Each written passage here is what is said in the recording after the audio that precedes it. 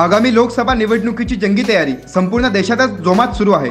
त्याच पार्श्वभूमीवर संपूर्ण वरिष्ठ नेते राज्यभरात ठिकठिकाणी सभा आणि दौरे घेत आहेत।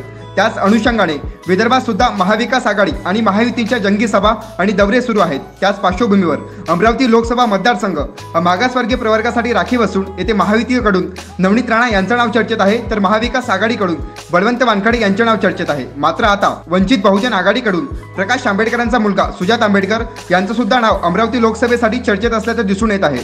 काही दिवसांपूर्वी प्रकाश आंबेडकरांच्या अमरावतीमध्ये पार पडलेल्या सभेला जवळपास 2 लाखांच्या वर कार्यकर्ते उपस्थित होते। त्याच पार्श्वभूमीवर प्रकाश आंबेडकरांनी सुद्धा आता अमरावती लोकसभेवर दावा ठोकत सुजात आंबेडकरांना रिंगणात उतरवलेला आहे। प्रकाश आंबेडकरांना महाविकास आघाडीमधून अमरावती लोकसभेची जागा मिळणार का, किंवा महाविकास आघाडीमधून जागा न मिळाल्यास प्रकाश आंबेडकर हे स्वतंत्र बळावर अमरावती लोकसभा निवडणूक लढवणार का, किंवा वंचित बहुजन आघाडीला महाविकास आघाडीमधून अमरावती लोकसभेची जागा सुटल्यास यामध्ये बळवंत वानखडे यांचं काय भूमिका राहणार हे पाहणे योग्य ठरणार आहे। वेगवान घडामोडी पाहण्यासाठी आताच आमच्या जनविकास न्यूज चॅनलला सबस्क्राईब करा आणि रहा रोज अपडेट।